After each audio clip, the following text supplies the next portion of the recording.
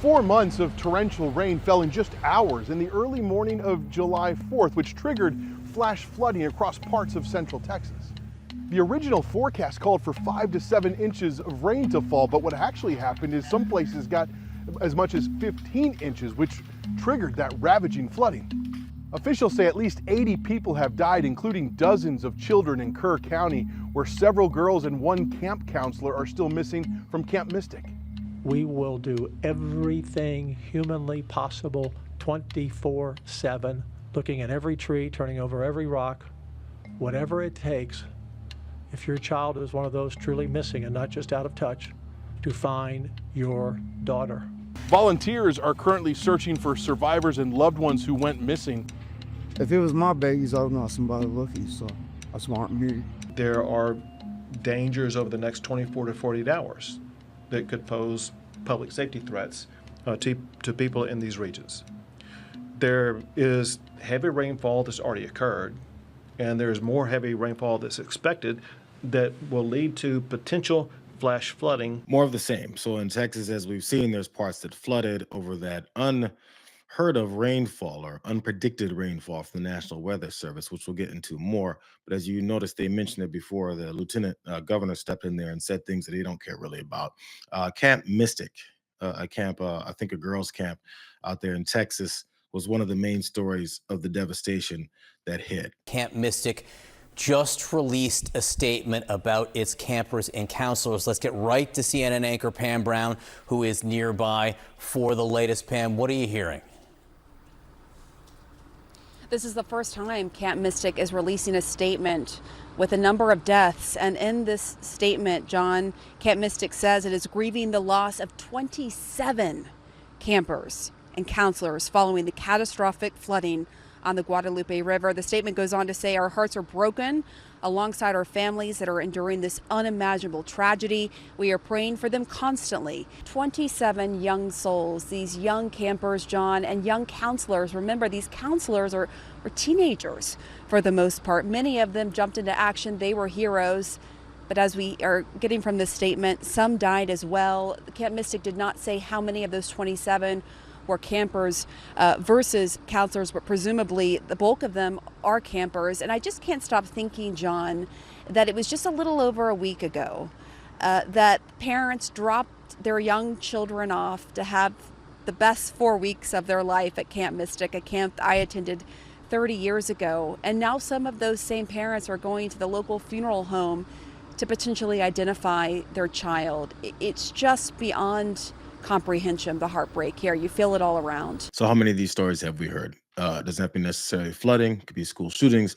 There's many things that the people that our tax dollars are supposed to pay to implement things for us to continue to live prosperously, and literally survive in this world, and specifically in this country, that continue to be failed. So more children dead, more adults that are also taking care of these children dead, other folks that just live in the area without much of a notice as to things that were coming. There was response to it as well, as we've seen the devastation that's happening, and we just have to ask the leaders for their answers. And sadly, the answers are never good enough.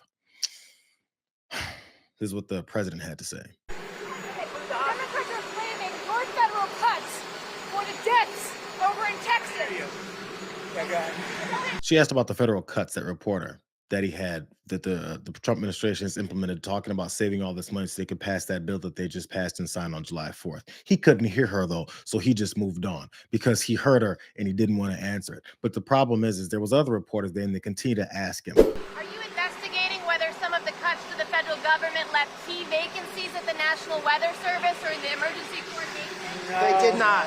They did. I'll tell you, if you look at that, what a situation that all is, and that was really the Biden setup. That was not our setup, but I wouldn't blame Biden for it either. I would just say this is a 100-year catastrophe, and it's just so horrible to watch. It was the Biden administration. As usual. I mean, it was the knee-jerk answer that he always has to give. And then after he gave it, he said, wait a second, that might sound really bad because it's obvious that I've been in office this whole time and I've implemented these things and cut all these programs and said that we're going to save all this money that I'm actually giving to rich people.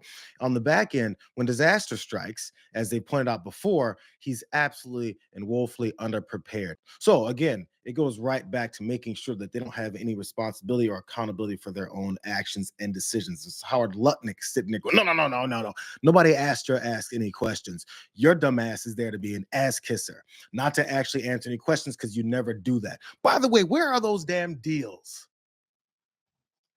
They had more things that they didn't want to talk about because they hate this country. Are you still planning to phase out FEMA?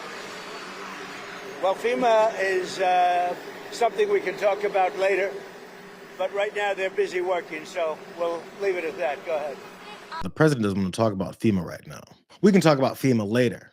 Maybe talk about FEMA later when it's needed again. Or maybe we should talk about how you talked about FEMA before, back when you were talking about how disastrous it is and how this upcoming hurricane season, despite all the people that know what they're talking about and how FEMA actually does something for them if they utilize it correctly, but instead you're completely stripping it of everything and its usefulness. Because again, it goes right back to that bill that they passed at the end of last week so they can give rich people more money. I want to show you guys the direct results of the decisions that they're making and how they celebrate on July 4th for freedom as these children died at their camp because of the decisions that these guys made about money for rich people. We want to wean off of FEMA and we want to bring it down to the state level. A little bit like education, we're moving it back to the states so the governors can handle it. That's why they're governors now. If they can't handle it, they shouldn't be governor. But these governors can handle it and they'll work in conjunction with other governors. They'll give each other a hand.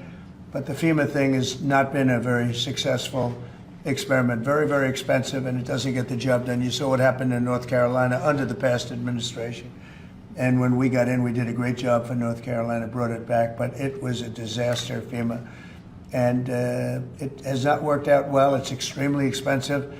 And again, when you have a tornado or a hurricane or you have a problem of any kind in a state, that's what you have governors for. They're supposed to fix those problems.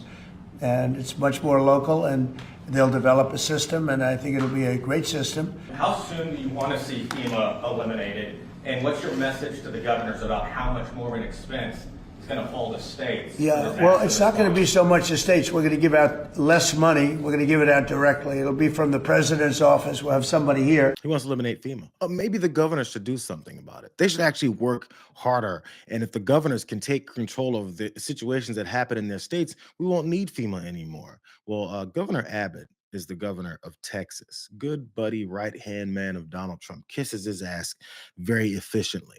So what's this loser governor going to do? Because his state is in absolute disarray, specifically all these children that died because they didn't have much of a way to notify folks in a timely manner, which usually happens because of the cuts that this guy made. But I want to let you guys hear more of what he had to say about the things that go on with FEMA, and specifically the governors, like the ones he talked about in, say, California and any states that he actually hates, how they've handled natural disasters and what it is that they should probably do. We think after this, Christy, I'd say after the hurricane season, we'll Yes, start sir. You phasing set it up out. a FEMA council over the next couple of months. We'll be working on reforms and what FEMA will look like in the future as a different agency, as under the Department of Homeland Security to the president's vision.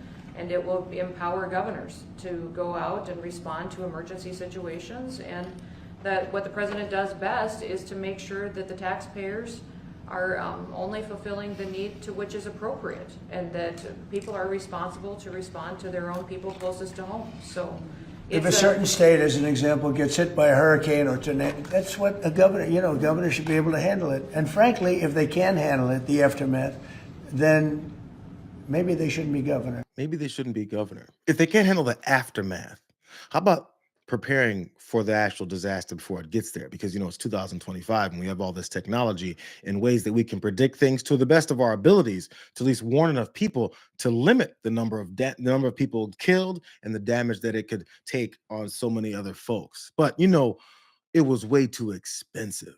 And if a governor can't handle it, maybe they shouldn't be governor. Donald Trump is looking at you, Abbott, and Lieutenant Governor Dan Patrick.